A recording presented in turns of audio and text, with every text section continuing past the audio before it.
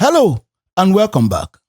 In this video, we will take a look at how to work with custom animation using Tailwind config file.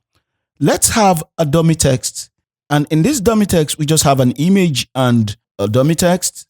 The default Tailwind animation classes are animate, and then you have spin, ping, pong, or bounce. And if you use any of them, it's just going to animate it this way. But you can create your own custom animation using the Tailwind config file. Let's take this out and do so. You go to the Tailwind config file, and under the extend variable, you add two objects. One is keyframe, and then the other is animation. These two helps in creating our custom animation. To start the creation, specify the animation class under animation. So we'll say, for instance, rotate 20. And in rotate 20, we will specify some parameter. The first is the keyframe. That's the name of the keyframe, which we will put in here. I'm going to call it rotator. And how long the animation will be, I'll say 1 second. And then also the time function, which I'll say is in and out. Actually, with just these two, the animation will take place. With the animation specified as rotate 20, you can come to the code and put in animate, and you will see rotate 20 is part of the animation classes. So we can put that here, though right now it's not going to do anything because we haven't specified the keyframe for the animation.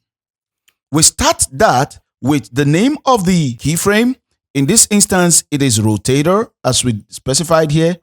And I'm going to put that. And the rotator is an object that contains the start and the end frame. So I'll say at start, it should start at 0%, and at 100% of the keyframe, then it should do a transform rotate. And then I'm going to put a rotate 0 degree. Then at 50% of the keyframe, it should also do another transform rotate.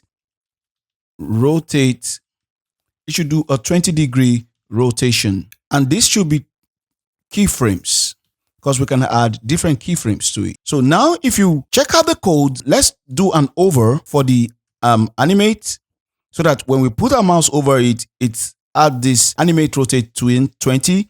So when we put our mouse over it, you see it rotates this way using our custom rotate. We use the animation to specify how the rotation will be, how the animate will work, and then we use this to set the keyframes. The parameters we can use is the rotate, the duration, the time function, which could be linear, is in, is out, or is in out option. You can set the duration to whatever number of seconds you want. It can be from 0, 0.5 to whatever number of seconds you want the animation to go for. And you can also put a delay. A delay could be, say, delay it for 1 second before the animation. So when we put our mouse, it delays for 1 second before the animation happens. And as you can see, the animation happens only one time. If you want the animation to happen forever, you're going to put the infinite parameter. It allows the animation to happen forever. It keeps doing the animation again and again. You can also have other parameters or options here like reverse, forward, backward, and alternate. You can also add multiple transforms to the keyframes. So for instance, let us add a translate X, which should start translate X should start at 0. That is move horizontally, then translate X, say -70 pixel.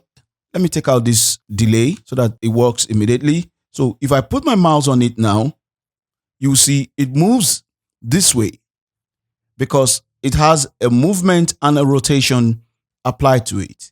And because I have infinite in the animation, it keeps doing it again and again. If I take out the infinite, it does it only once. In our next video, we will take a look at how to work more on the keyframes, start and end points.